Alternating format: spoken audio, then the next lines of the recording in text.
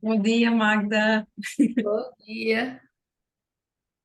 Mas toda vez eu tenho que mudar meu nome, porque toda vez sai. Ah, o meu saiu também, nem tinha visto. Vou mudar aqui.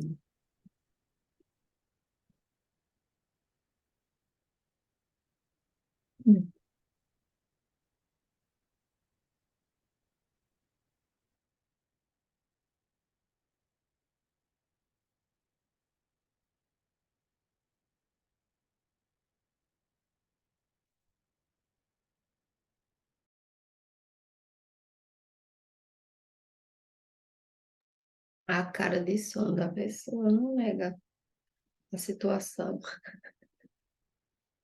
Tô Como aqui, é? a cara de sono minha. Tô cansada, vice. Parece que foi atropelada por um trator. É, eu também. A mesma sensação. Maratona.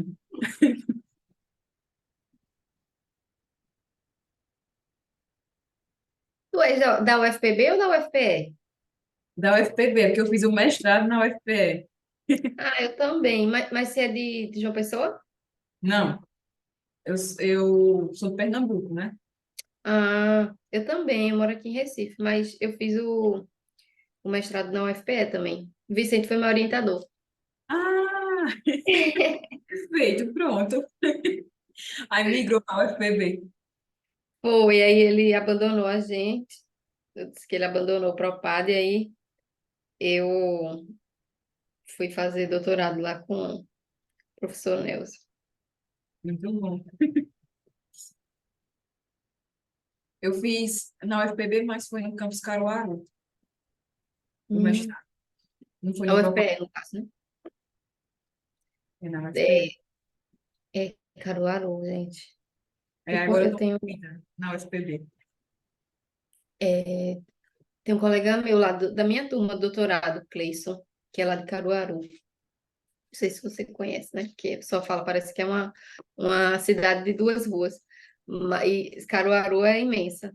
Mas, é, menina, era luta. Ele vinha de Caruaru para Recife.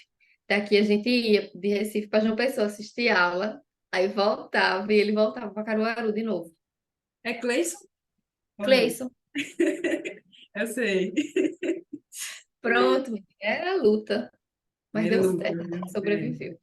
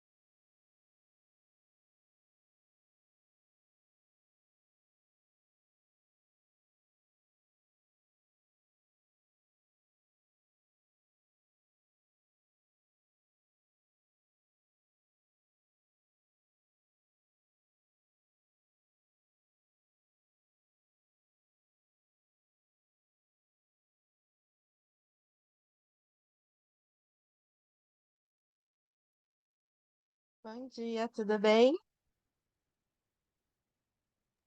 Olá, Vanessa, bom dia. Bom dia. Eu vi que vocês são da Federal da Bahia, é a minha segunda sessão e todas elas foram com o pessoal da Federal da Paraíba. Eu falei, meu Deus do céu, Esse Dominando o pessoal, semiárido. esse conheci a pessoal tá em Federal da todo Paraíba. canto, né? É, ontem Vazando. também eram duas pessoas, era a Ohana e a Melina, também da Federal da Paraíba. Legal. Então tá, gente. Vou ficar por aqui já, tá? Tá bom. Daqui a pouquinho a gente começa. Vou guardar o pessoal então.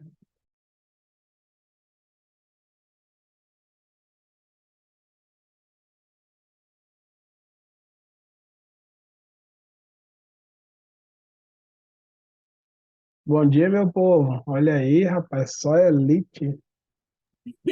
Olá, Vicente. Bom Onde é que você está, dia! rapaz? Novos desconhecidos. Coisa chique. Me apresenta o moderador aí, por favor, Patrícia. É, Como é? Você tá como Estou como suplente. a suplente, né? É, a Patrícia que está como a líder de sessão. Hum. O moderador só controla o tempo, né? né? Na verdade, é o inverso da Patrícia. Ao invés, você está aqui para controlar o tempo. É a moça Não, do tempo do SEMEAD. é o contrário, não. Não, eles inverteram. É porque antes tinha o debatedor, né, que chamava. Mas agora eles colocaram o professor para ser moderador e moderar a sessão, as Hum. discussões. E o líder de área, ele fica... o líder de sessão, né, ele fica fazendo o controle do tempo, passando, né, os vídeos, lembrando o pessoal de preencher a avaliação. E, Como é que obviamente, bota? Entendi. E como é que bota esse fundo semear de vocês? tem a imagem, você pode salvar no site do SEMEAD e tem lá, assim que você entra no canto direito, superior direito, tem o papel de parede lá que você pode baixar, e aí você, aqui em vídeo, onde tem, né, o áudio e o vídeo, no cantinho da tela, você coloca, escolher plano de fundo virtual, aí tem como adicionar a foto. Mas acho que só quem está usando isso são as líderes mesmo de sessão. Os moderadores não estão usando, não. Eu não vou mexer não, porque o Zoom é meio complicado no meu computador. Sacrifício para entrar. E aí, Patrícia, o artigo lá, hein? Você sai? A menina ficou de fazer uma parte e mandar para mim. Eu ver se essa semana eu trabalho nele. Tá bom. Vamos embora. Publiquei isso aí, viu? Tá na agulha. Pois é, dá certo. Já sei. E qualquer coisa eu estou à disposição, se precisar de mais algum suporte. Tá Eu bom. recebi lá uma parte que ficou extensa, para melhor, para facilitar, né? Que realmente tinha ficado grande. Acho que ficou melhor agora. Bom dia, Camila. Bom dia. Bom dia. Entrou aqui Vanessa, Camila, né? Bom dia a vocês. Prazer.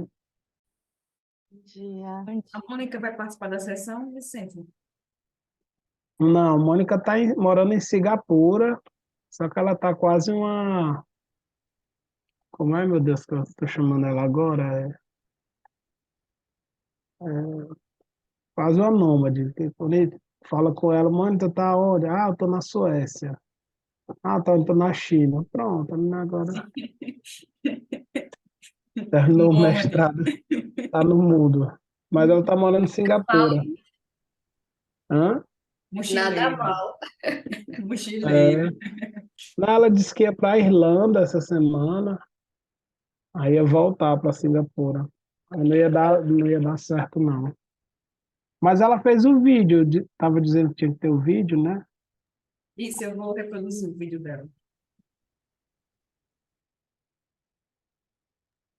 Vamos aguardar que aí 8h30 a gente começa. Tem o horário programado para a sessão. Deixa eu tirar uma dúvida. É porque eu participei de algumas apresentações que tiveram na terça e na quarta. O intuito aqui, vocês vão rodar o vídeo que a gente gravou e depois a gente vai ter um bate-papo, né? Tá bom, obrigada. Sim.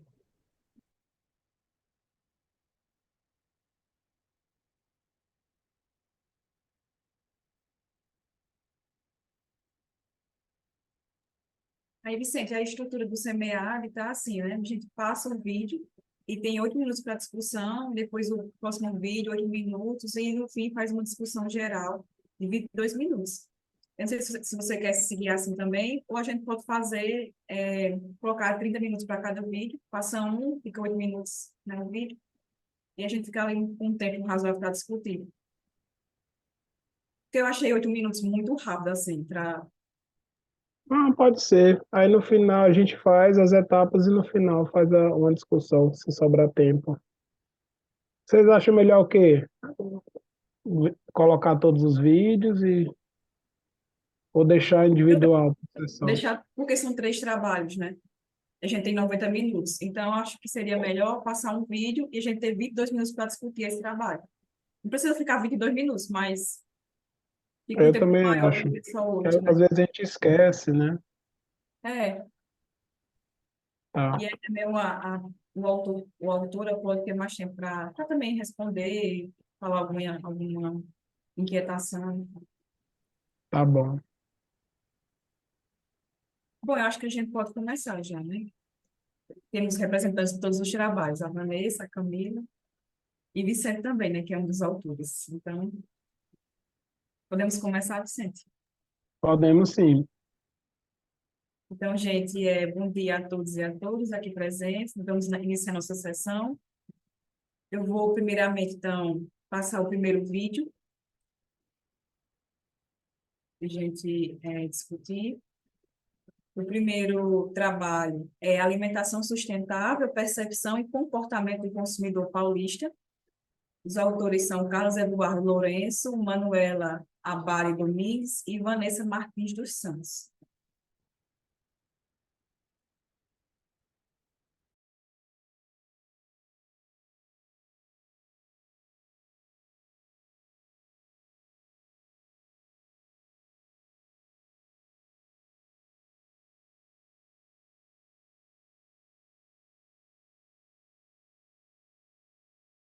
Olá, meu nome é Vanessa Martins dos Santos e hoje eu vou apresentar o nosso artigo Alimentação Sustentável, Percepção e Comportamento do Consumidor Paulista.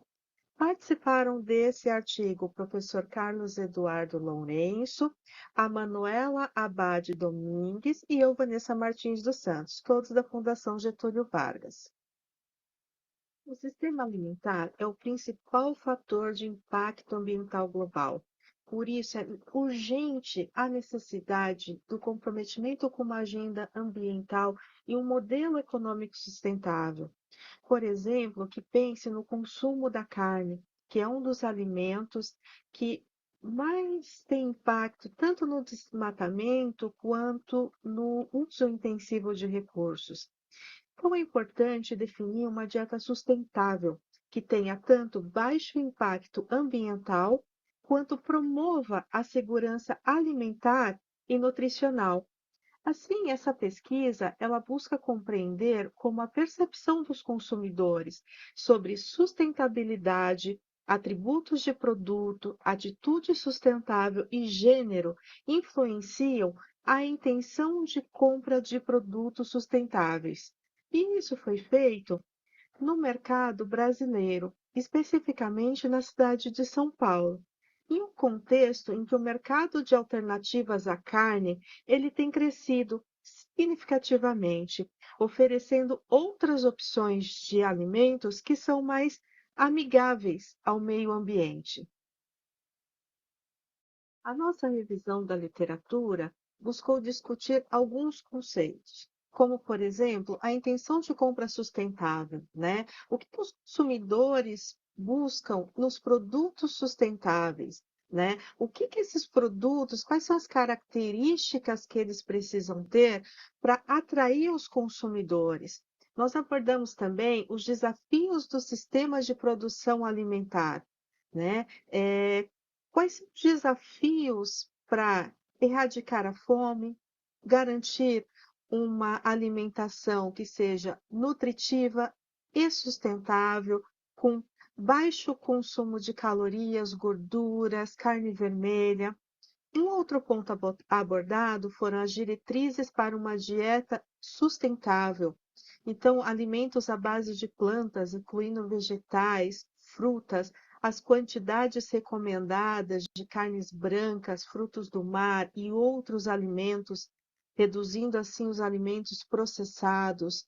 Abordamos também como os fatores de uma dieta sustentável e a conscientização do consumidor em consumir, né, em comprar e consumir uma dieta sustentável. E para isso nós utilizamos a teoria do comportamento planejado, que sugere que a intenção de compra sustentável é influenciada pela atitude do consumidor, pelas normas sociais e o controle do comportamento percebido. Então, a conscientização, ter informações claras, isso tudo são fatores que acabam influenciando o comportamento de compra sustentável do consumidor. E para finalizar a nossa revisão de literatura, nós passamos também pela percepção de sustentabilidade, pelos atributos do produto e pela atitude sustentável, a motivação do consumidor na hora de adotar uma alimentação realmente sustentável. E falando rapidamente sobre a metodologia, nesse estudo nós replicamos uma pesquisa que foi conduzida por Van Lu e colegas em 2017, que fez um estudo em 4 países europeus sobre questões ligadas ao consumidor e à sustentabilidade alimentar.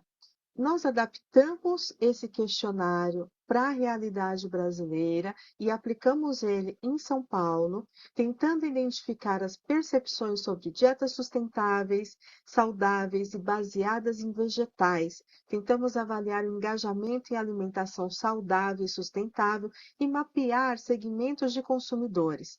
Para isso, nós utilizamos um questionário que coletou 206 amostras, né, e que depois foram analisadas, né, a partir dessas amostras, a relação entre intenção de compra e as variáveis percepção de sustentabilidade, atributos de produto, atitude sustentável e gênero.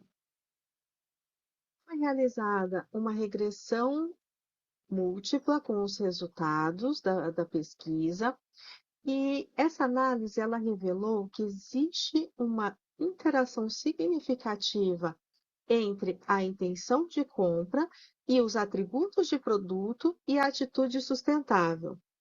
Isso indica que os atributos de produto e a atitude sustentável do consumidor, eles desempenham um fator importante na influência da sua intenção de adquirir produtos sustentáveis. Por outro lado, a gente não conseguiu identificar uma interação entre percepção de sustentabilidade e o gênero com a intenção de compra, sugerindo que esses fatores eles não afetam a intenção de compra de produtos sustentáveis.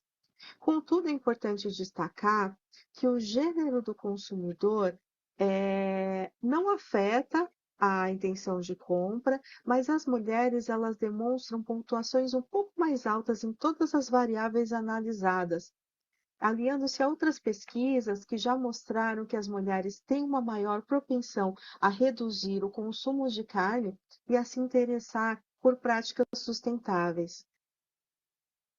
Para concluir, o nosso estudo que foi aplicado à população paulista, ele mostrou que os atributos de produto e a atitude sustentável, elas influenciam a intenção de compra do consumidor. E esse resultado, ele pode trazer insights relevantes para empresas e para o mercado, no desenvolvimento de estratégias eficazes para promover um consumo mais consciente. Além disso, essas informações também podem embasar políticas públicas que incentivam o consumo de alimentos saudáveis e sustentáveis. E, por fim, ele contribui com uma expansão do aumento de Van Lu e colegas, que foi focado no mercado europeu, agora com uma amostra no mercado do sul global. No entanto, é importante destacar algumas limitações dessa pesquisa. Uma delas é o tamanho da amostra, né? E a divisão em classes sociais, né? Que não reflete exatamente uma amostra da população brasileira. E aí, isso, inclusive, pode ser uma sugestão de pesquisa futura, né? A expansão desse estudo, tanto para outros contextos que não apenas o contexto europeu ou o contexto de São Paulo, né? E amostras maiores, né? Além de outros gêneros e outras idades, tá bom? É isso. Aqui eu trago as referências do trabalho e muito obrigada.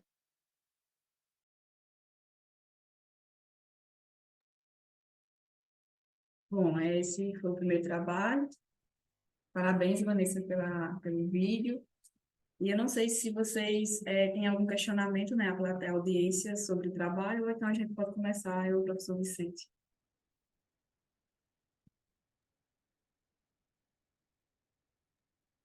Acho que a gente pode ir conversando, né? Aí vai estimulando, as pessoas vão se abrindo. Bom, Vanessa, parabéns, gostei muito.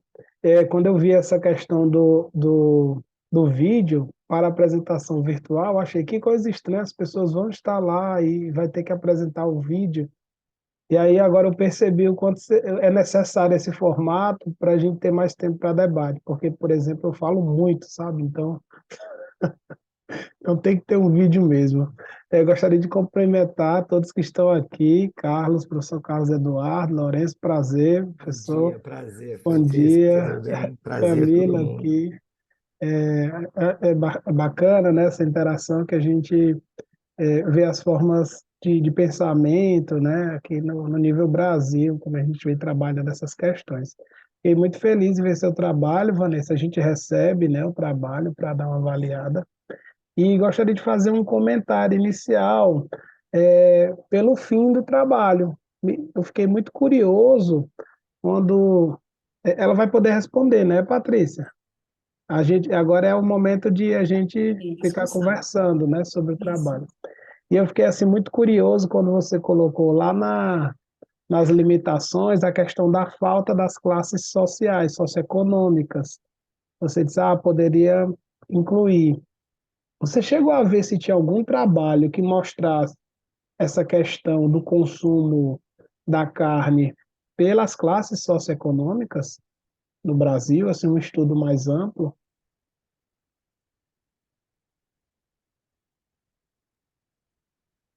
Não sei se o professor quer responder, mas assim, não cheguei a ver nenhum estudo mais específico, mas tem um estudo, inclusive, que a gente está desenvolvendo, que eu estou desenvolvendo, o que o professor está desenvolvendo, né? Estou fazendo uma parceria com ele, que explora, inclusive, as diversas classes sociais, né, no Brasil e na Argentina.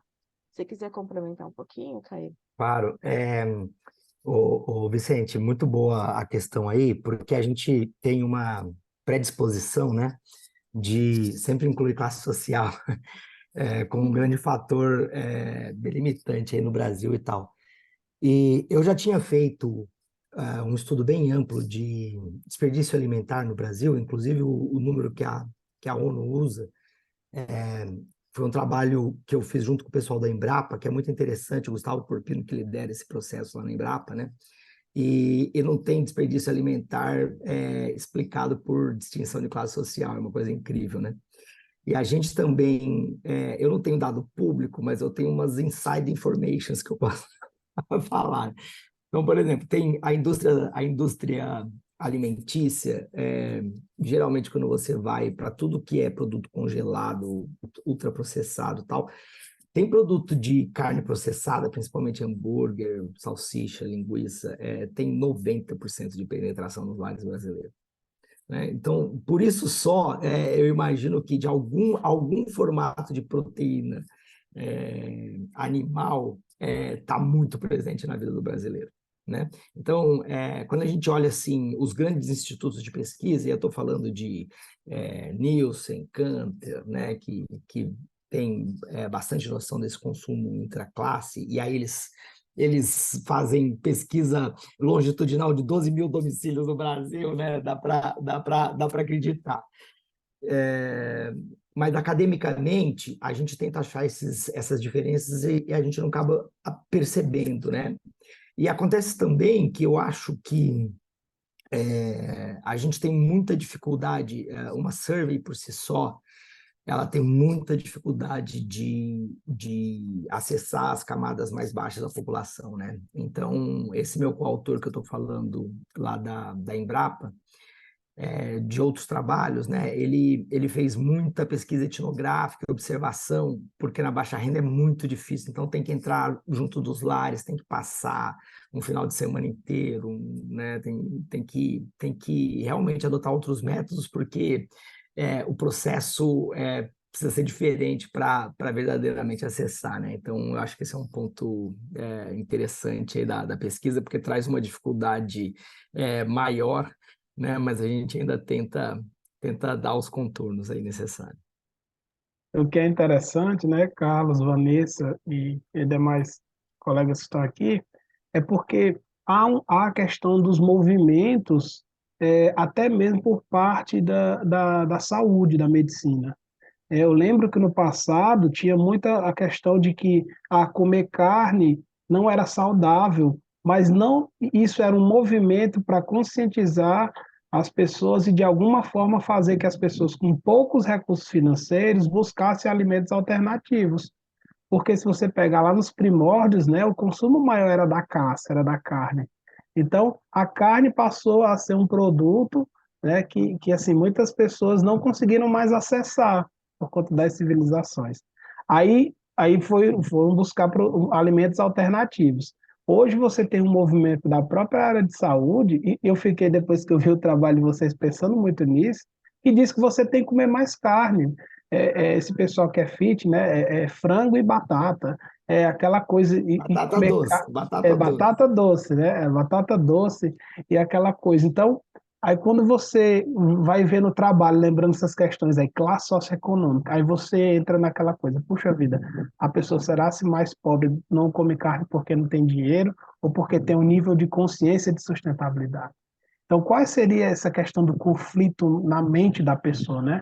Ó, eu tenho dinheiro agora, e agora que eu posso consumir a carne, e eu não posso por questões de sustentabilidade, né? Minha consciência não vai permitir, porque ali, né, a pecuária extensiva, ela agride o meio ambiente, que a gente já sabe disso. Então, eu fiquei muito curioso, sabe, com essas questões. Aí eu, puxa vida, com certeza, se eles colocaram aqui como limitação, né, eles vão fazer essa pesquisa, né? Então, eu acho que seria um excelente. Oxalá, oxalá, É, oxalá, tomara que a gente consiga.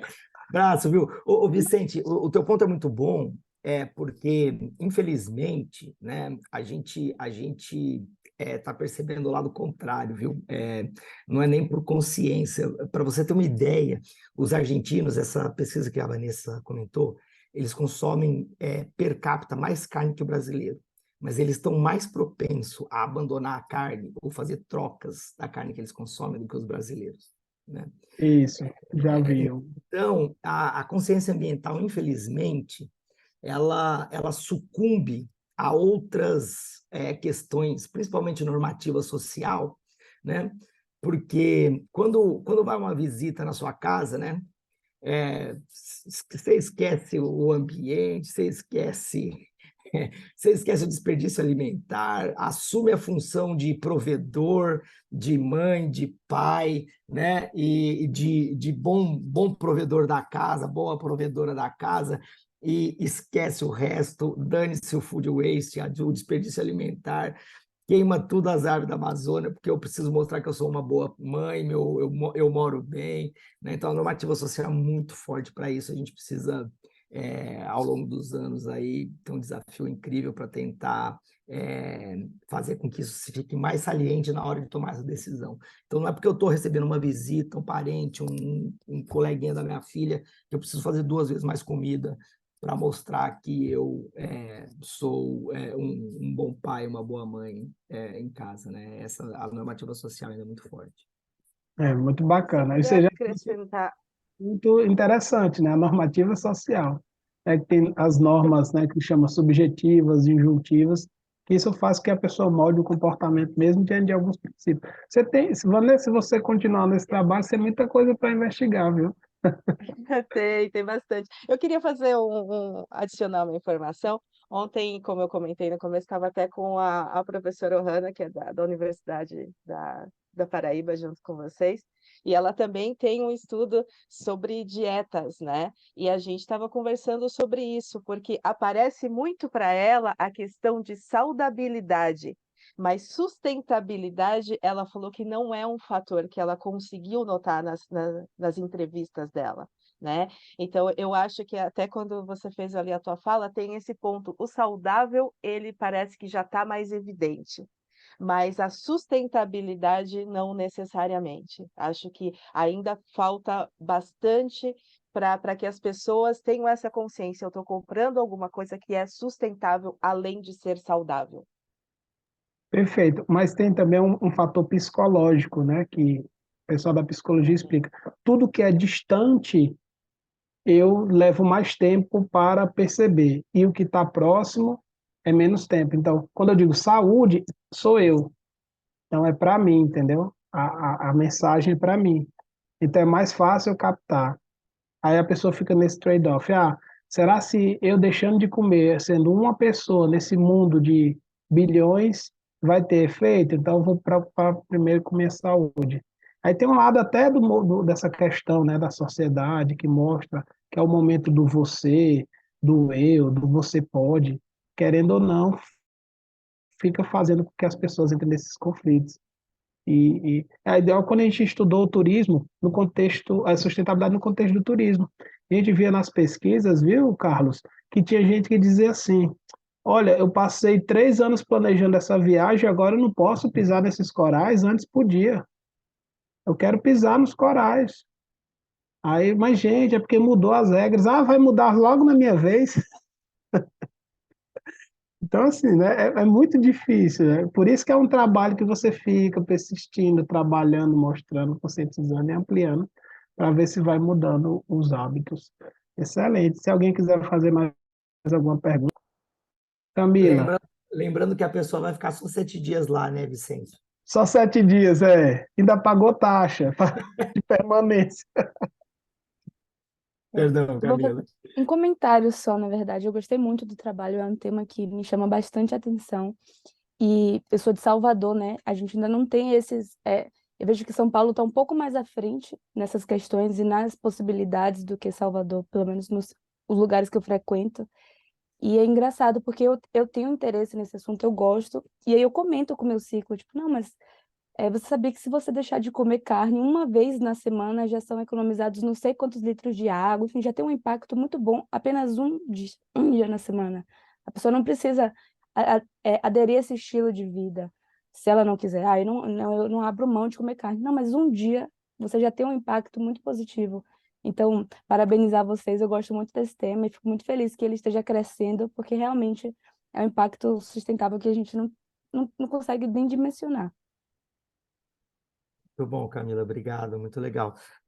Só para deixar um último registro e a gente ir para frente aí, né? Não quero atrapalhar a sessão, mas é bom lembrar, viu, Camila? Acho que pegando um gancho nisso que você falou, isso realmente é muito relevante, mas a gente tem que ter uma atitude ponderada em relação a tudo isso, né? Porque a gente tem tantos pontos que assim tão deficitários, entendeu? Então realmente a questão de fazer a nossa parte individualmente, né, para tentar construir o todo, ela é muito representativa, mas não vai ser isso que vai salvar a gente, entendeu? Porque no final das contas eu tenho alguns colegas assim, e eu acho importante essa postura bem mais, vamos dizer assim, branda, né? ou pragmática em relação a tentar fazer tudo isso funcionar, porque eu tenho um amigo muito próximo que trabalha com concreto, né? Bom, aqui em São Paulo é um mar de concreto, né? E cada prédio com as suas 40 mil toneladas de concreto, olha, cada um que mora naquele prédio precisa de umas 5 encarnações para zerar o carbono, sendo completamente sustentável, entendeu? E ninguém fala disso, né? Ninguém fala disso. Então, assim, a gente não pode ter uma postura muito assim, exacerbada, radical em relação a isso, porque tá todo mundo tem um estilo de vida, né? A nossa sociedade como um todo, ocidental, oriental, ela ainda está precisando evoluir bastante, né? Não vai ser o canudinho que vai salvar a gente, né? Mas assim, eu acredito, acho que a gente tem que eu acho muito é muito forte a questão dos exemplos, né? O ser humano gosta muito desse storytelling e tudo mais, mas a gente tem que ter uma abordagem bem inclusiva também para isso, né? Assim, não pode radicalizar muito. É isso aí. É legal, professor Carlos. Eu também tenho algumas anotações aqui, e envolve essas questões que a gente está discutindo já, né? Sobre aspectos também culturais, sociais. Especificamente sobre o trabalho de vocês, eu adorei. Adorei, muito, muito bem construído. Parabéns, gostei bastante. Um ponto que eu observei no trabalho de vocês, assim, em questões mais técnicas, foi que vocês colocaram que o objetivo era avaliar a intenção de compra de produtos sustentáveis. E aí eu achei esse produtos sustentáveis muito amplo, né? Porque a discussão de vocês é em torno da carne, em relação à dieta saudável, e produtos sustentáveis vai englobar aí uma infinidade de opções, né? Roupas, utensílios.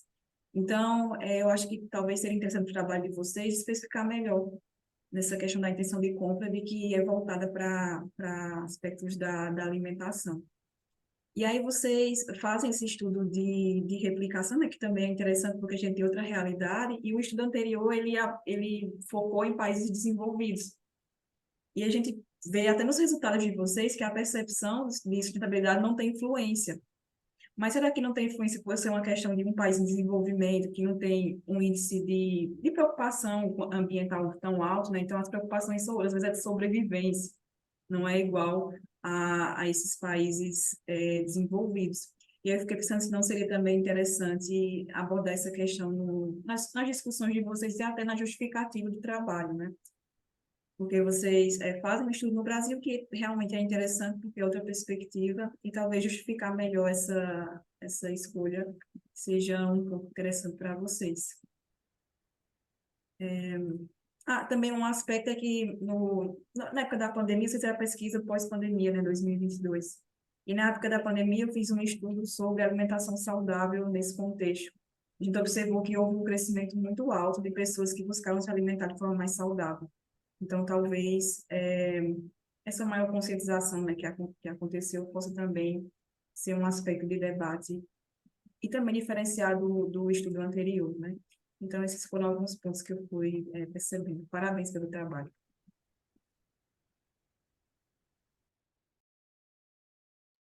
Muito bem. Pronto, Patrícia.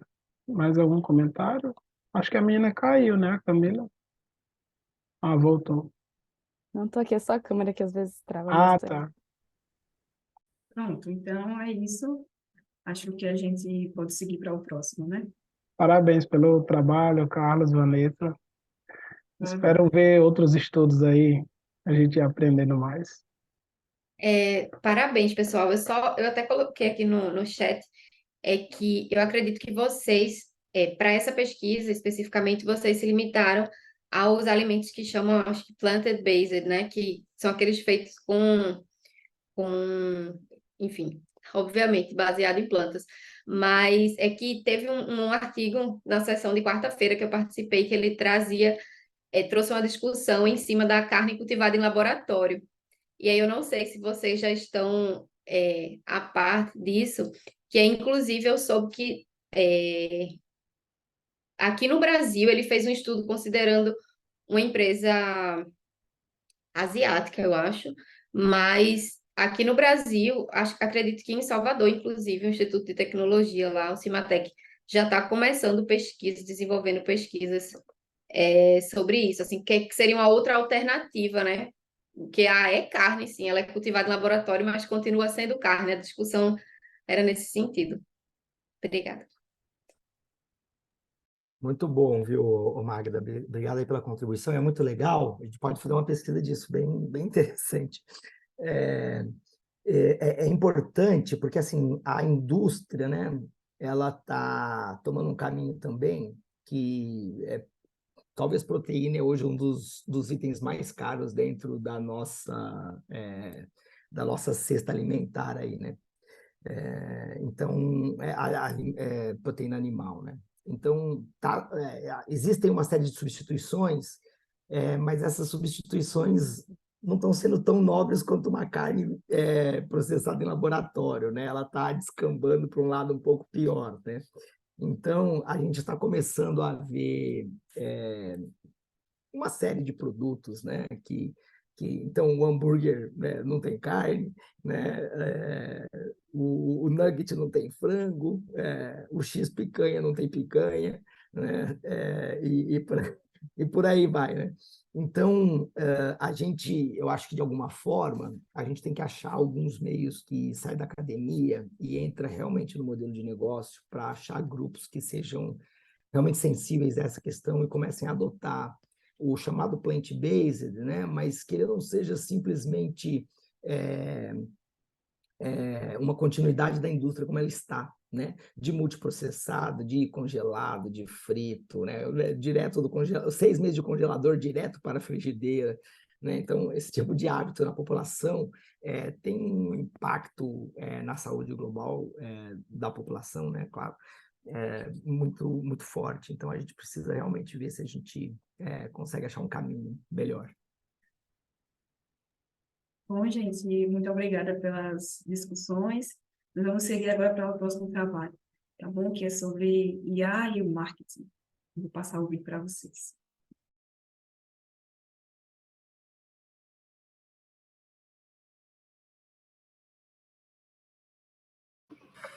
Olá, vou apresentar agora um vídeo falando sobre o artigo Inteligência Artificial no Marketing e Vulnerabilidade do Consumidor, um estudo com consumidores em Salvador, Bahia.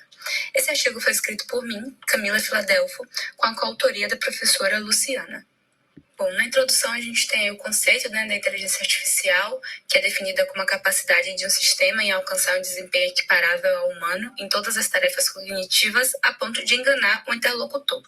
E também temos o conceito da vulnerabilidade do consumidor, que acontece quando algum tipo de barreira proíbe o controle do consumidor e evita ou compromete a sua tomada de decisão, a sua liberdade de escolha.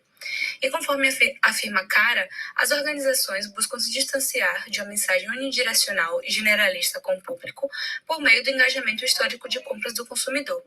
Nesse sentido, as empresas podem sim utilizar a inteligência artificial para presumir as emoções e necessidades dos consumidores, possibilitando então uma experiência personalizada e eficiente.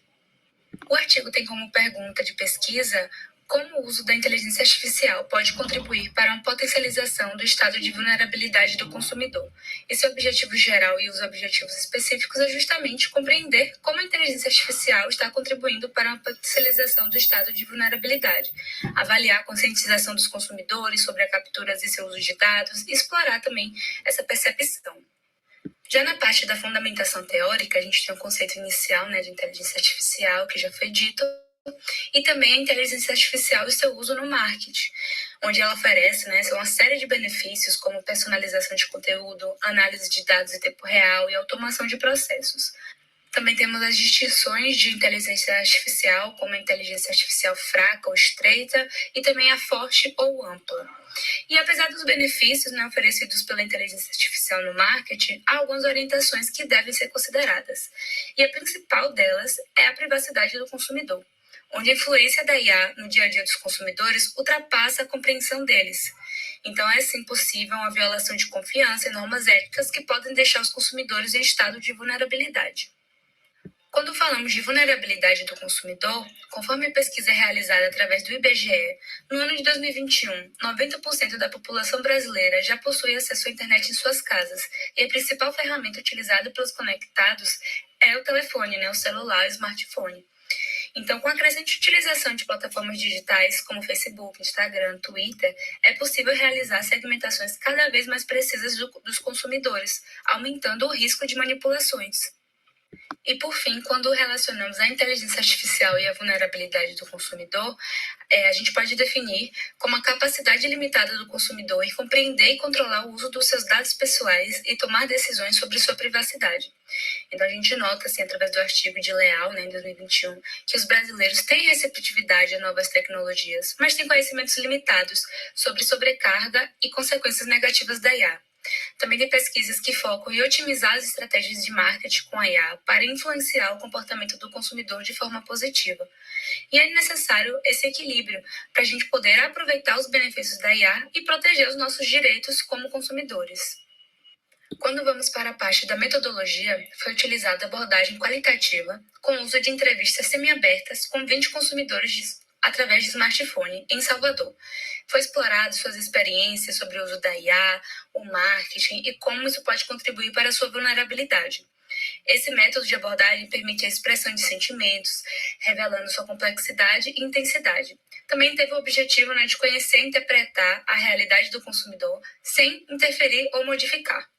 Foi utilizado 2 critérios. O primeiro, residir em Salvador, Bahia, e o segundo, fazer o uso de smartphones com acesso à internet. Quando vamos para a parte de análise de resultados, as entrevistas foram divididas em 4 categorias, E vale ressaltar que o artigo usado como base foi o futuro presente, influência da inteligência artificial na qualidade de vida do consumidor, a dissertação de mestrado de Daiane Lopes de Oliveira, em 2021. Bom, o roteiro foi dividido em 4 categorias, sendo o primeiro o perfil do entrevistado, depois o seu nível de conhecimento, o seu sentimento de vulnerabilidade em relação à IA e, por fim, o uso da IA nas estratégias de marketing. Dentre os 20 entrevistados, 6 afirmaram que gostam dos anúncios e gostam de ficar realizando as compras. No entanto, tiveram 14 entrevistados, que representam 70% da pesquisa, que relataram que se sentem sim vigiados, sufocados com a quantidade de anúncios. Um ponto importante que trouxeram também foi sobre se sentir vulnerável, pois eles sabem que concordam com os termos de uso do aparelho celular, das redes sociais, porém eles afirmaram que eles não leem todas as páginas, os textos são enormes, e eles acabam concordando com o termo de uso, porque se não concordarem, não vão poder acessar aquela rede social, aquele celular, Eles não vão poder usufruir. Então eles concordam sem realmente ler. E a gente conclui aí que é essencial um aumento de discussões sobre a inteligência artificial na sociedade, a fim de disseminar informações sobre essas tecnologias e suas aplicações, que já fazem parte do nosso cotidiano, Mesmo que a gente não tenha conhecimento disso. E também futuras contribuições, Pois esse estudo se torna importante tanto para a academia quanto para a sociedade, pois aborda os temas emergentes e destacam tanto os pontos positivos quanto negativos da inteligência artificial, bem como seu uso por meio de estratégias de marketing, smartphone, o sentimento de vulnerabilidade do consumidor. Então, permite-se uma compreensão mais aprofundada dessas práticas e de como estão sendo aplicadas na atualidade. Por fim, tem aqui algumas referências bibliográficas, E agradeço pela atenção.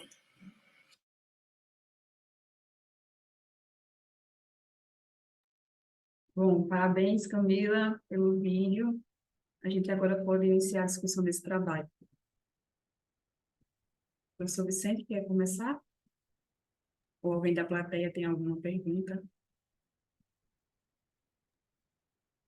Deixam tudo para mim, né, Patrícia?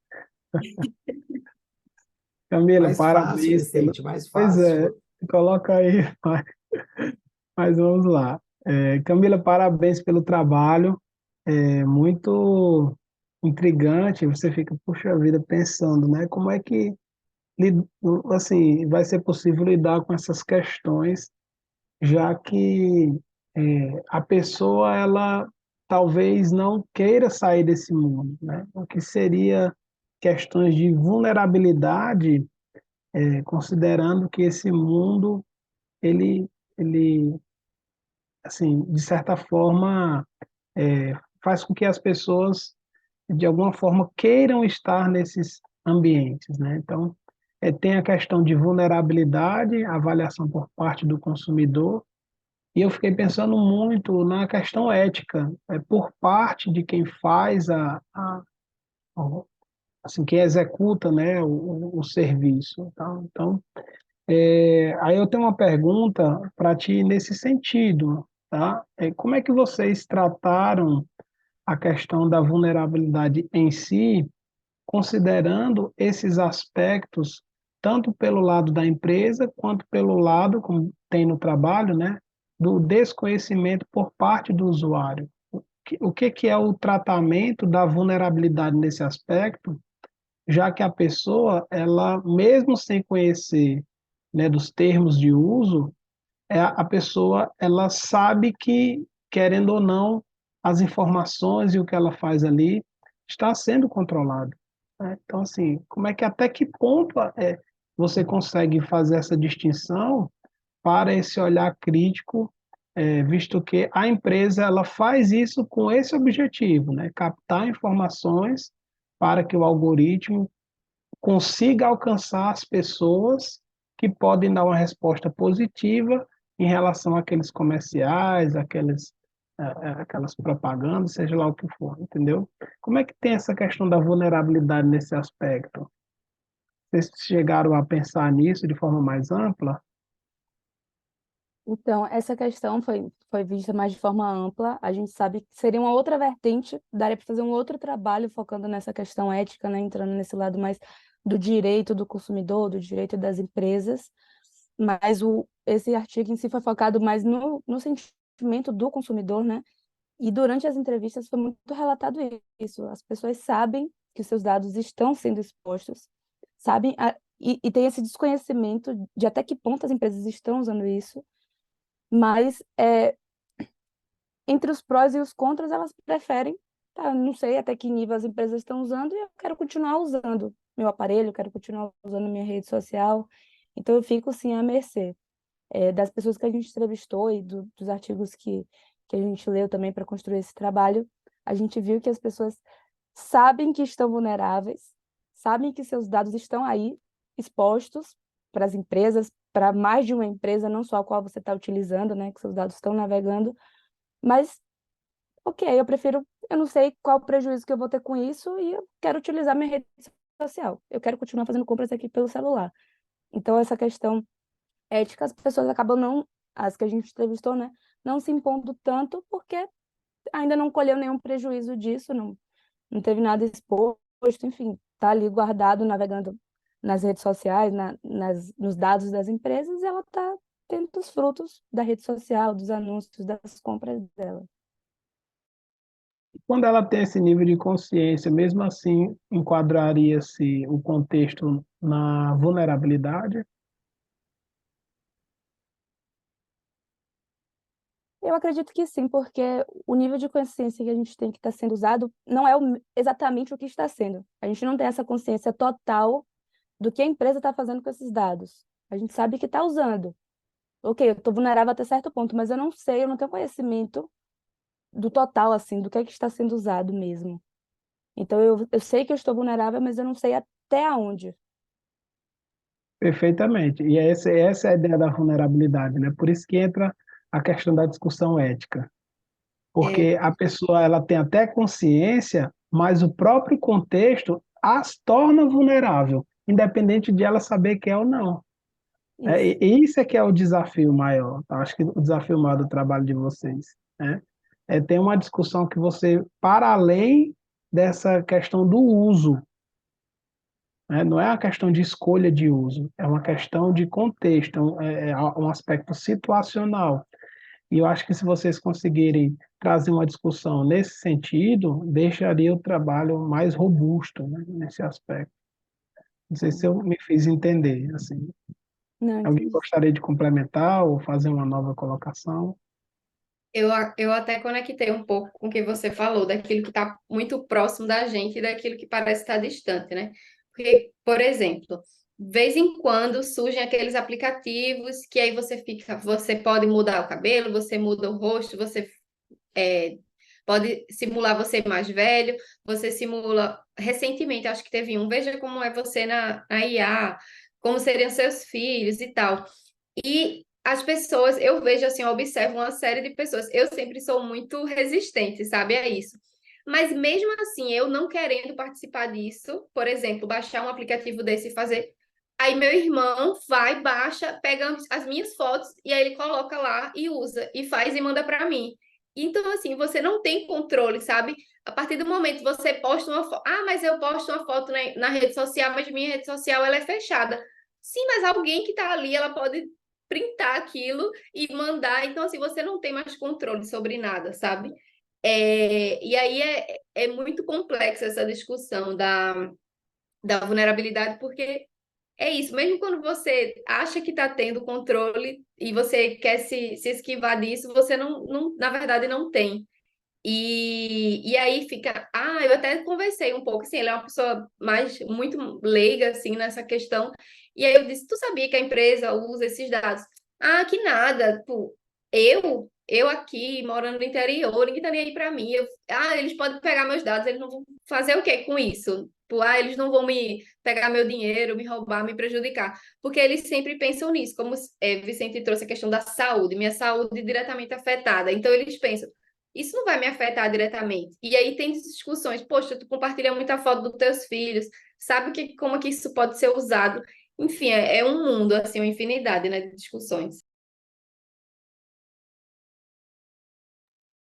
A pessoa, ela, se a gente tiver um olhar bruto, a, a única forma seria não entrar no meio. Então, a partir do momento que a pessoa entra, ela já assume que concorda com isso. Apesar de estar vulnerável pela situação, ela concorda com isso, né? E tem outros aspectos também que têm feito com que o indivíduo ele fique mais tempo nesse ambiente de mídia, né? Quando você fala aí do metaverso, o metaverso já é a outra parte dessa questão do Instagram. Eu não consigo enxergar daqui a 10, 15 anos, nós e os jovens consumindo esse tipo de conteúdo que a gente está consumindo no Instagram hoje, não, ou no Facebook. Ninguém vai suportar mais isso. Muita propaganda, muita gente se exibindo, muita besteirinha, um cara que dá um chute no gol e diz que é o melhor, e a mídia vai lá em cima. Ninguém vai mais tolerar isso, né? Quando o nível de consciência aumentar, isso, tipo, poxa, eu não quero mais isso, já deu, sabe? Puxa, tudo. Aí a pessoa, quando começar a sair disso, aí tem os ambientes integrados no metaverso. Então, você está no ambiente físico, tendo um ambiente paralelo completamente integrado, que hoje só não está assim por conta de um aspecto que é a interoperabilidade, né, que você, para ser um avatar, você tem que ser um avatar de cada empresa, não é um único avatar que você acessa todas as empresas, mas isso vai ser resolvido. E as pessoas vão migrar para esses ambientes, saindo desse modelo e entrando no outro modelo mais interativo, em que você vai ser o que você deseja ser, né? Que hoje você fala, você pode ser o que quer, a gente sabe que não é, isso é força ativa, assim, mas no avatar, um avatar, né, dentro do metaverso, você vai poder ser. E aí você fica, puxa vida, se a pessoa está vulnerável num contexto menos complexo, você já imagina que ela vai continuar nessa vulnerabilidade em um contexto mais complexo? Eu acredito que sim, porque é algo que o indivíduo deseja, tá? E aí o desafio é exatamente trabalhar no contexto do marketing, sim, das organizações, né? Estabelecer limites para até mesmo respeitar as pessoas, né, na sociedade. E a questão ética é muito forte nesse aspecto. Eu gostei muito da reflexão do trabalho, viu, Camila? Obrigada. Parabéns para vocês. Eu acho, inclusive, que o que vai acontecer, o que já acontece, né, é, por exemplo, falando das questões dos anúncios. A gente sabe, pô, hoje em dia você está no Instagram, no Facebook, no TikTok, toda hora aparece anúncio de coisas que você pesquisou, então anúncios de algumas empresas querendo vender produtos. E o que vai acontecer, pensando no capitalismo, né? Igual o YouTube. O YouTube você pode pagar hoje em dia para ter uma conta X e você não tem mais anúncio. Então, eu acredito que o que as empresas vão começar a fazer, elas já sabem que tá essa quantidade de anúncios incomoda, sim, o seu consumidor, e aí vai dar um plano X para a pessoa. Então, você cansou do anúncio? Você paga aqui para a gente que a gente tira o anúncio de você. Então, eu acredito que é uma coisa que vai crescer cada vez mais isso. Camila, É, tem um paradoxo aí forte, né? Porque, apesar disso, só cresce o número de influencer, só cresce a vida, só cresce a venda de produto baseado em influencer. Ser humano não é muito racional, não, viu, Vicente? A gente precisa ser estudado mesmo, porque, apesar de todos esses problemas, né, a gente se entrega, né? É, e eu acho que um dos pontos, Camila, que eu acho que você trouxe bem aí, né, a gente precisa pensar, porque a reflexão é muito boa mesmo, como é que como é que a inteligência artificial pode mudar o jogo, né? Então, você não lê os termos lá de adesão, né? Mas você pode copiar, colar, joga no chat GPT e fala assim, ó, me dê 3 grandes riscos que eu estou tendo de entrar nessa rede social. Então, tem sempre os dois lados, né? Quer dizer, ele está fazendo lá de um lado tudo que eu posso me prejudicar, mas tem um uso mais inteligente que a gente, principalmente na academia, pode fomentar aí das pessoas.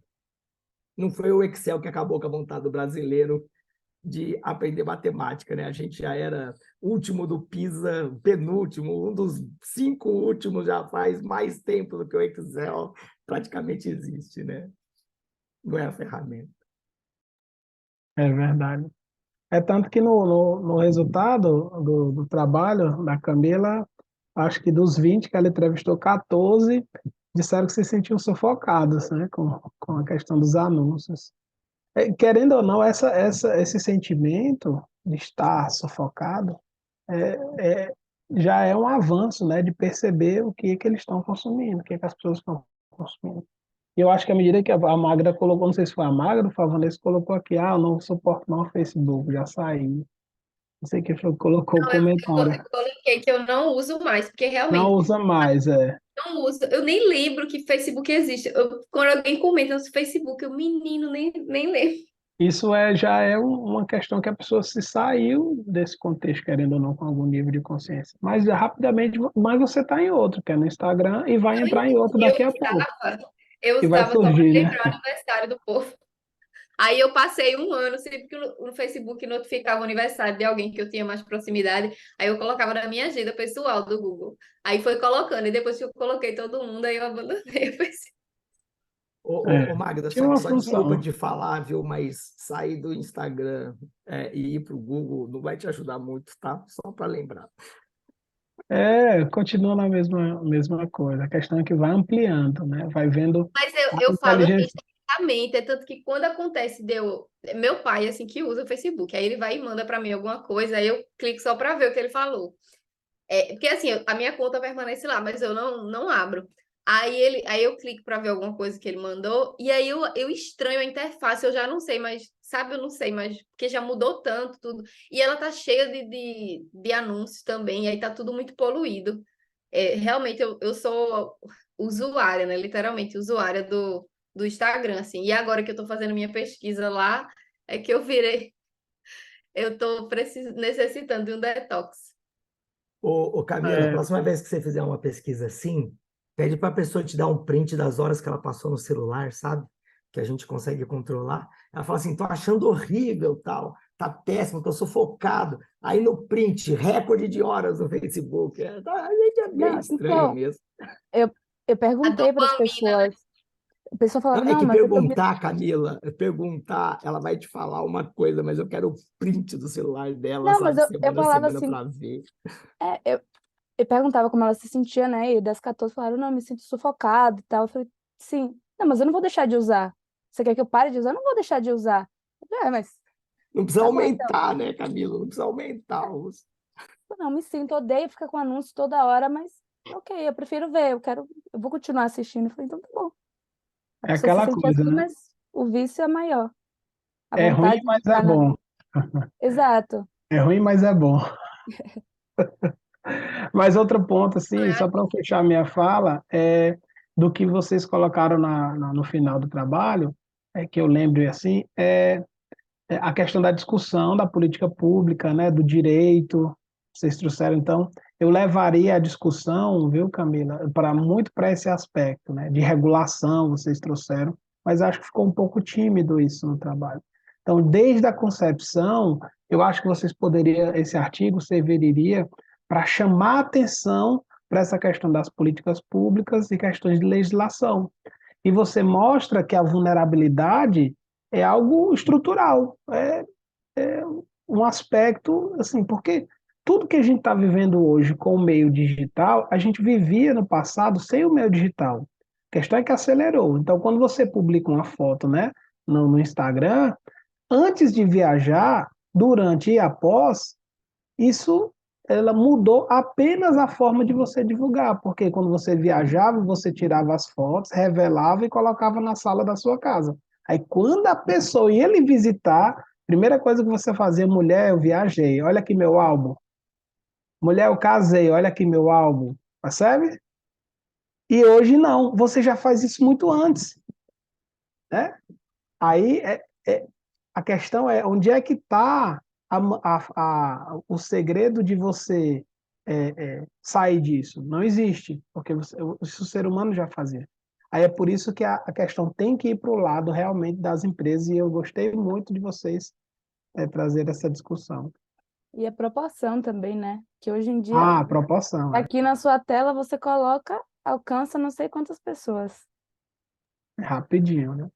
É, Camila, Legal, pronto, Patrícia. De minha parte, só ouvir agora. tá bom. Camila, parabéns pelo trabalho. É, isso que o professor Carlos comentou é muito interessante, essa questão de o consumidor não é muito racional, não. E aí vocês citaram lá o estudo do Turing, né, que eu acho super interessante. Ele mostrou como a máquina consegue enganar se passar por um humano, né? A gente tem agora esses influenciadores que são avatares, e aí eu fiquei pensando nisso. Porque tem pessoas que desenvolvem um vínculo afetivo, né, com esses avatares que não existem, são gerados por IA.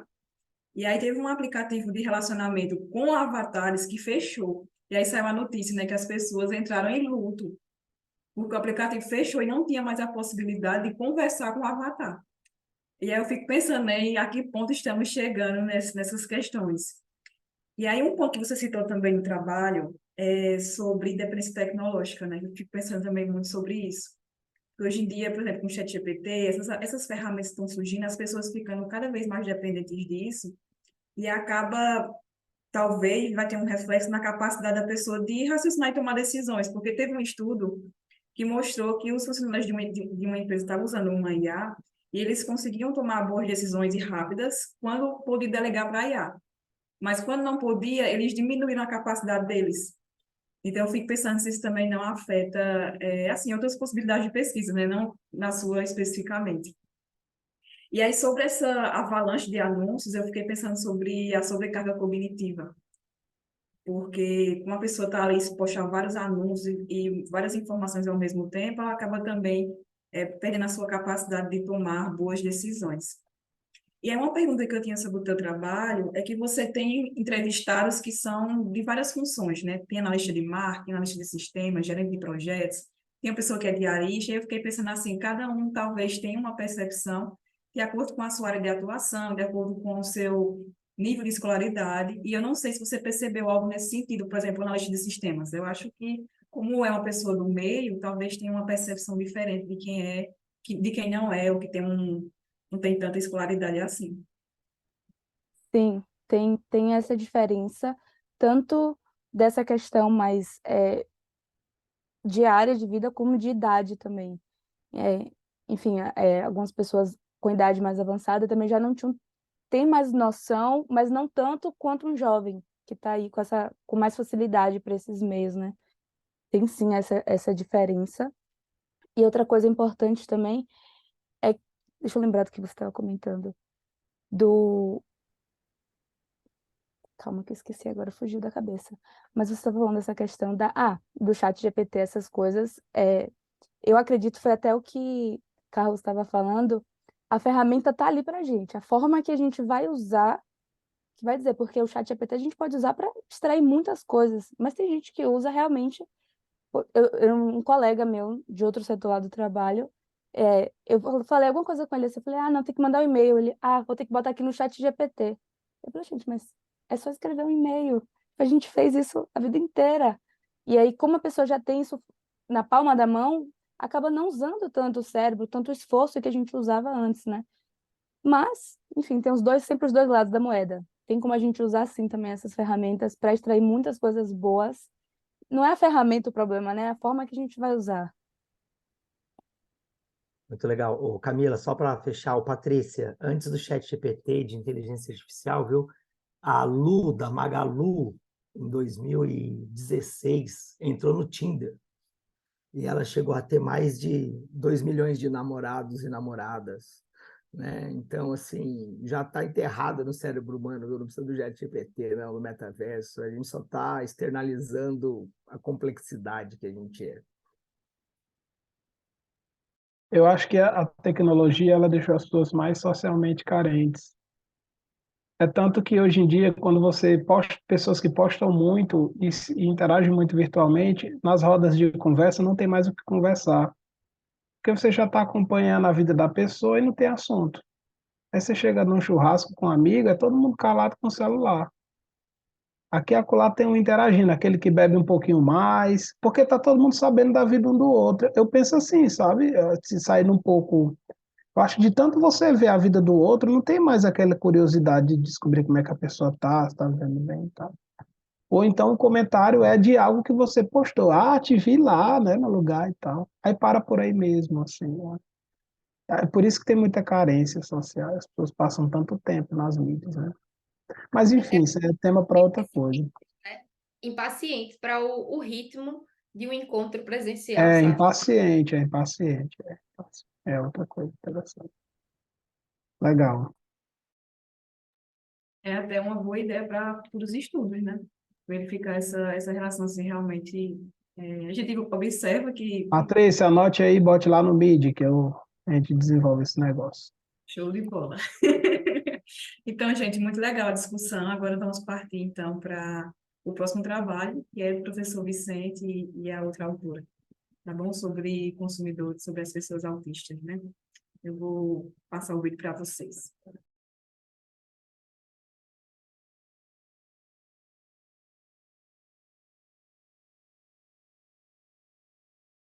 Olá a todos, meu nome é Mônica Amaral. O título do trabalho é Experiência Turística de Famílias com Pessoas Autistas e tem como autores professor Vicente Melo e eu. Inicio falando sobre o turismo, que é uma atividade experiencial que envolve a busca pelo novo e a fuga da rotina. Porém, alguns autores apontam que, apesar dos esforços para promover a acessibilidade, os turistas com deficiência, seja física ou cognitiva, ainda se deparam com práticas discriminatórias e impedimentos que os impossibilitam de desfrutar da sua experiência turística. Assim, um grupo de consumidores que deve desfrutar do turismo sem impedimentos são as pessoas que possuem o transtorno do espectro autista, o TEA, que é um transtorno global do desenvolvimento, e os seus familiares. É importante mencionar que, no caso de pessoas com TEA, uma viagem a lazer pode ser considerada uma vivência complexa, visto que envolve mudança de rotina e imprevisibilidade. E desse modo, não se viu na literatura investigações científicas demonstrando como a família de pessoas autistas experienciam a atividade turística de lazer. A partir dessa lacuna, formulou-se o seguinte problema de pesquisa: como se configura a experiência turística de famílias com pessoas autistas? Para tanto, tem-se as perguntas norteadoras. Quais as expectativas da família de pessoas autistas antes e depois da experiência turística? Que emoções são ativadas na família de pessoas autistas durante a experiência turística? Quais os significados da experiência turística de famílias com pessoas autistas? Que vivências fazem a família de pessoas autistas lembrarem da experiência turística?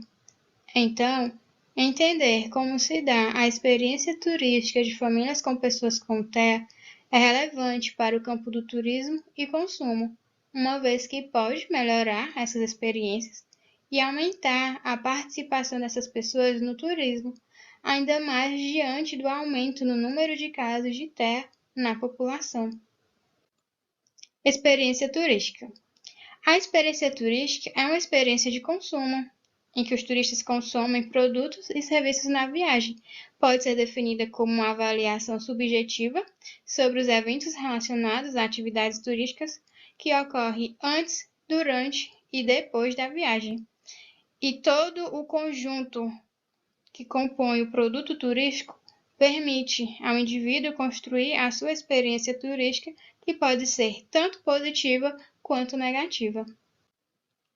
O transtorno do espectro autista é um transtorno do neurodesenvolvimento que se caracteriza por dificuldades de comunicação e interação social e padrões restritos e repetitivos de comportamentos, interesses e atividades.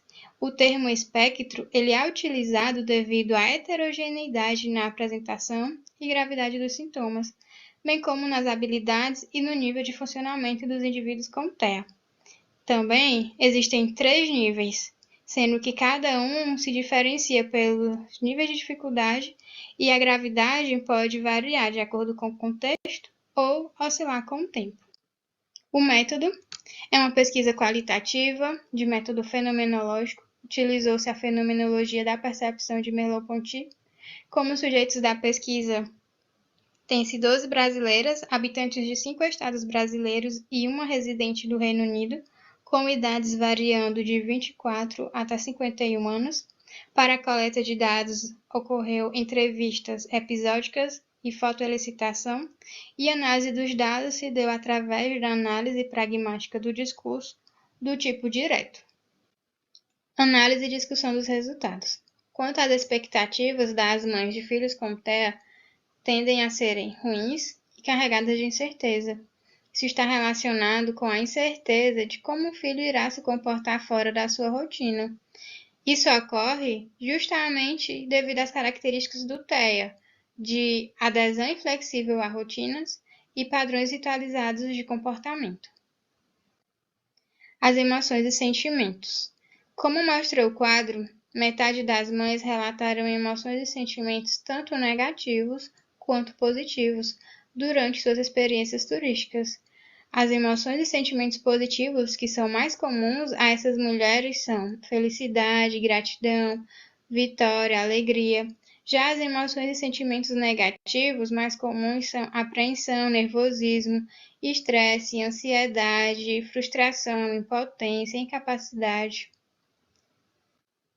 Já os significados revelados por essas mães nas suas experiências de viagem são a quebra de barreiras, conquista, evolução, aprendizado, lembranças de momentos felizes e a gratidão.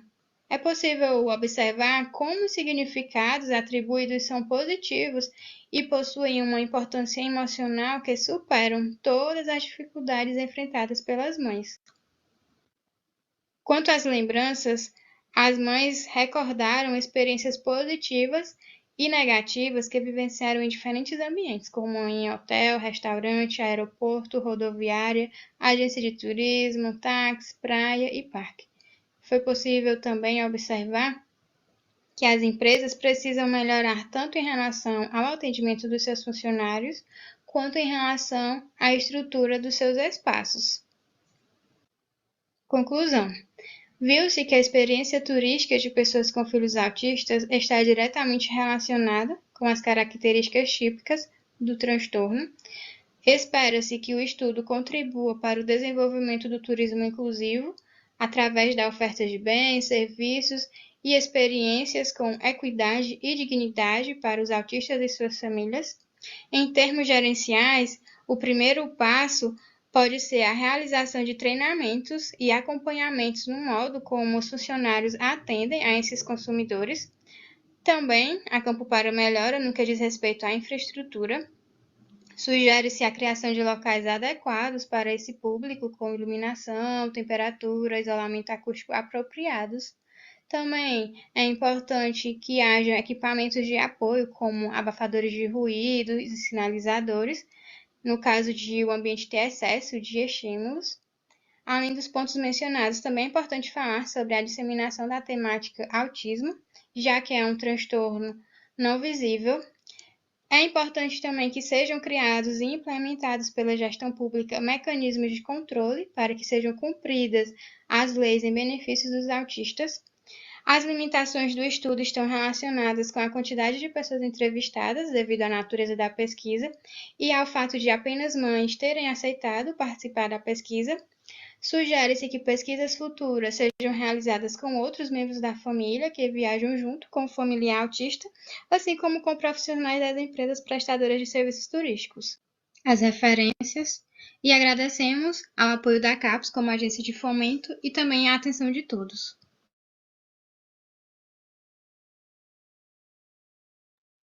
Então, legal a apresentação. E aí, o professor Vicente é o autor, acho que já debateu muito sobre esse trabalho, né? Eu não sei se ele era sua orientanda no mestrado, alguma coisa assim. Foi minha orientanda de mestrado, só que ela não está participando, porque ela está morando em Singapura, né? Acho que até comentei no início, mas no momento ela está na Suécia, vai para a Irlanda, acho que ela virou nômade depois da dissertação. Toda vez que eu falo com ela, ela está num país diferente. Acho que Eu ela não pôde achei, participar, mas ela gravou e fez trabalho. Quem quiser comentar, a gente vai conversando sobre o trabalho. eu gostei muito da pesquisa de vocês, né? Porque realmente traz um público que às vezes acaba ficando esquecido e é um público que as organizações precisam sim se preocupar. E até vocês mostram ali o aumento, né, das pessoas com TEA. Eu achei muito interessante, realmente. Vocês entrevistaram uma pessoa do Reino Unido, né? Eu fiquei pensando, será que... Não sei se você saberia responder essa pergunta, ou ela que fez as entrevistas, né? Mas aí são pessoas do Brasil e uma do Reino Unido. Aí eu fiquei pensando também se não teria alguma diferença nessas questões das empresas estarem mais preparadas para atender casos assim. A gente não percebeu diferença, Patrícia, porque há um aspecto que é comum no mundo todo, que é a questão, há um aumento do autismo, né? Isso é no mundo todo, né? Não é que aumentou o autismo, é que aumentou a quantidade de diagnósticos, né? O nível de conhecimento evoluiu. E tem uma linha também que eu tenho pesquisado bastante, questões de combinações medicamentosas e alimentar, né? Já há uma frente de estudos tentando investigar se isso tem afetado, né, o aumento do autismo. Então, no passado, determinadas medicações não existiam, os alimentos não eram tão processados, então há uma certa tentativa de explicar também esse aumento por conta dessas questões. Então, isso é no mundo todo, sabe? E Eita, o áudio está silenciado. tá. Então, assim, é no mundo todo, né? É uma questão da experiência vivida. Então, por isso que a gente teve essa inquietação. Puxa, eu acho que antes de a gente passar para uma discussão mais ampla, é necessário ter um artigo mostrando, e assim, mesmo parecendo ser óbvio, mas demonstrando de forma clara como é essa questão da experiência. O que significa viajar para pais de filhos com TEA? Porque, assim, o meu filho, ele até tem o transtorno, mas ele é grau de suporte nível 1. Ele era nível 2, a gente agora, de tanto trabalho, né, nível 1 de suporte. Então, a gente sempre trabalhou essas questões de sair, de viagem e tal. Então, para nós, hoje é completamente natural. Porém, vez e outra, dependendo do contexto, isso volta para questões de pessoas que têm crianças com grau de suporte 2 ou 3, né? Da vulnerabilidade, o barulho, o despreparo da pessoa. Então, você chega numa fila e diz, ele tem TEA, a pessoa fica olhando para você, achando que você está querendo enrolar, né? Autismo não tem cara. Então, a gente precisa mostrar isso para que haja uma mudança de consciência, né? Pelo que a gente percebeu, isso tem sido comum no mundo todo. E como está sendo evidente, e as pessoas precisam levar essas pessoas para esses ambientes, muitos ambientes, não só por uma questão de legislação, já estão preparando, né, para receber essas pessoas. Então, o clube de futebol aqui do Ceará, o Fortaleza, ele dá fone para crianças autistas, né? Então, você vai no ambiente, ele tem um espaço para a criança autista ficar interagindo com outros, mas que em algum momento ele pode ir para esse outro ambiente, entendeu? Então, é uma maneira de a gente estar alertando e discutindo essa questão, né, no mercado.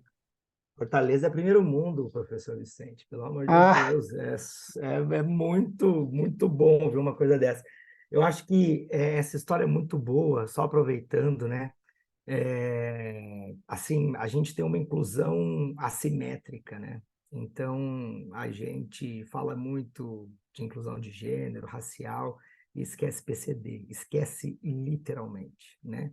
Até porque não só da questão cognitiva, mas da questão física, implica investimento, alteração de infraestrutura, como você disse, né? Imagina num estádio criar uma área separada, colocar monitor, treinar todo mundo, assim, né? Então, assim, me deixa um pouco transtornado também essa assimetria silenciosa da inclusão, porque ela é forte no PCD, e eu acho que a gente tem que, principalmente na academia, obrigação de reduzir essa assimetria, né? Então, a gente começou pela mais fácil, se pode dizer assim, né? Mas a inclusão de PCD em todos os gêneros é extremamente complicado em todos os níveis. E eu acho que a gente tem muito, assim, bom trabalho de vocês, muito legal, inclusive pegando um aspecto mais amplo, né? Com outras populações fora do Brasil, muito legal. Parabéns aí mais uma vez. É legal, só um comentário. Uma vez eu fui para o EMA, foi em Curitiba, agora eu esqueci o ano. Aí foi um jovem colega, estudante, iniciando. Aí a gente estava andando no centro, aí ele disse assim, nossa, Vicente, aqui nessa área do centro de Curitiba, né, eu tenho percebido que tem muito cadeirante, né? Muito deficiente. Olha ali um cego andando. Aí eu, não, Curitiba é uma das cidades que tem o menor índice de pessoas com deficiência.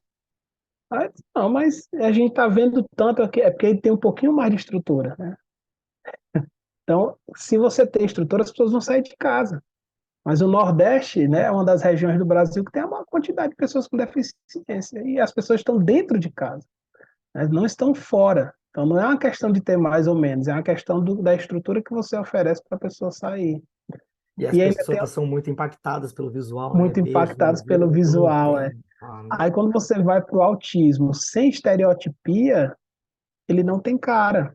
Aí, amigo, eu sofri um bocado nesses ambientes. Assim. Hoje não, meu filho, ele entra e sai, graças a Deus. É tanto que hoje ele estava fazendo a tarefinha da escola, a professora que vem em casa, né, trabalhar o pedagógico, diz, Vinícius, dê 3 adjetivos seus. O menino de 7 anos, aí ele disse, eu sou feliz, alegre e cansado. O menino de 7 anos já está cansado, viu, Carlos? Por aí tu tira comentando. Gostei, hein? Gostei do estímulo que ele está recebendo, viu, Vicente? Mas é isso, é isso. Vamos lá, mais comentários Eu aí. gostei, eu acho muito interessante as falas das pessoas, né? A gente vê como é emocionante, porque assim, a pessoa tem toda aquela dificuldade, aquelas emoções negativas, as incertezas, mas quando consegue, de fato, ter a experiência, concretizá-la, né? Ver como o filho ficou feliz, enfim, aí é como se fosse realmente uma experiência extraordinária, algo que é comum do dia a dia, mas acaba se tornando, nesse caso, né, uma experiência totalmente extraordinária e que acaba também, talvez, a empresa, né, esse aspecto do turismo, estar receptiva a isso e fornecer, de fato, os aparatos, desenvolver um relacionamento, de fato, um apego emocional, né, com esses consumidores, por possibilitar esse aspecto e ser uma experiência tão positiva quando, de fato, consegue ser feita. Eu queria... Pode Pode falar. falar, Camila. Não, desculpa. Não, é só completar também, parabenizar, gostei muito também do vídeo, do texto. Acho que sim é um tema que a gente tem que falar mais, e aí juntando até essa sua fala que você falou agora há pouco, no Dia das Crianças, agora em outubro, eu participo de um projeto que a gente fez uma ação voluntárias para pessoas com TEA, tanto para acolher os cuidadores, os pais, como distrair as crianças, ter brincadeiras. E muitas das falas dos responsáveis eram justamente, não, mas eu evito sair de casa, porque eu não sei como a minha criança vai se comportar na rua, e a gente não tem esse suporte. E aí, quando eu vi o título, turismo, eu falei, meu Deus, mas o pessoal aqui evita sair de casa para uma ação, para um passeio dentro do seu próprio bairro, quem dirá para viajar. Imagine o suporte que essa pessoa, tanto a criança como os responsáveis, precisam ter também. Então, é um assunto que precisa, sim, ser cada vez mais discutido e mais incluído. Legal, Camila, ter exemplo, porque a Mônica, ela diz, mas professor, turismo, o mesmo questionamento, né? Assim, de se surpreender, né? Poxa vida, como é que a gente vai trazer uma contribuição? E aí eu lembro que eu disse assim, é exatamente por ser complexo e ser uma atmosfera complexa que a gente precisa mostrar esse olhar, né? Iniciar dando alguns passos nesse aspecto. Porque não é desde o avião, né, a agência de turismo, se a pessoa for por meio de agência de turismo, até o hotel, os espaços, né, os ambientes de lazer. É uma atmosfera ampla. Então, aí vai desde a questão de política pública até mesmo as ações individuais, particulares das empresas. É um desafio grande, mas a gente trabalhando devagarzinho. Muito bom, Vicente, o estudo.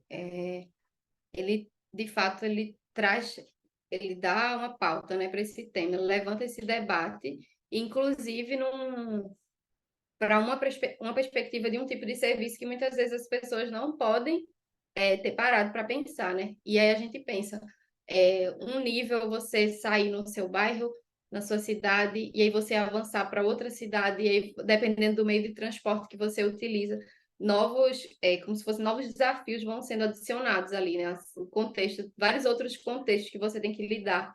E eu fiquei refletindo também sobre o fato de só mães terem aceitado participar da pesquisa. E aí eu conheço você, né? Obviamente, a gente interage pouco, mas, enfim, já escutei de você algumas situações que você compartilhou.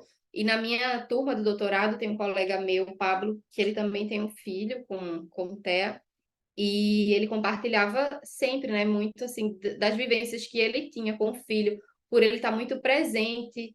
Aí o filho dele faz aula de música, toca piano, e ele compartilhava, assim, às vezes no meio da aula, ele tinha alguma situação que tinha que parar, porque algum fator tinha sido inserido ali, ele tinha que parar para resolver. E eu fiquei curiosa para saber se isso também foi um achado para o estudo, sabe? De só mães terem participado, do significado que isso teria. É porque, assim, a estatística, se não me engano, chega a 70%, 74% de abandono de pais com filhos com TEA, sobretudo quando é grau de suporte 2, 3, 4, né? Então, ao certo, fica muito na mão das mães. E dos que não abandonam, cerca de 80% quem cuida são as mães, né? Então, você tem ainda um pouco de incidência. Eu fico até um pouco incomodado com isso, porque tudo é para a mãe, né? O pai, aí, quem cuida da mãe? Eu fico, poxa, mas quem cuida do pai também, que eu estou aqui na luta, né? Mas a gente questiona, mas até uma forma de mostrar que realmente a atenção tem que ser mais para as mães mesmo, porque a maioria que cuidam, né? E a rotina é muito pesada, assim, é muito cansativo. Agora não, que a gente está É em das outro decisões contexto. mesmo, né? Eu acho, o poder de decisão mesmo dos processos. Decisão E aí Então, a mãe, ela fica com boa parte da carga, tá? Porque muitas vezes ela que deixa o emprego, né? Ela que deixa o trabalho. Então, tem uma série de outras questões. E a ideia era entrevistar mães, pais, irmãos mais velhos, avós e avós.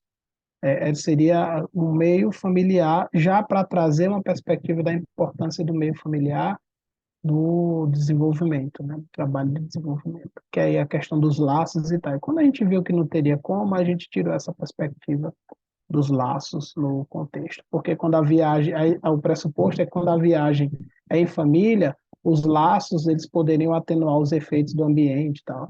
Então a gente tirou esse pressuposto para deixar para investigar em outro momento.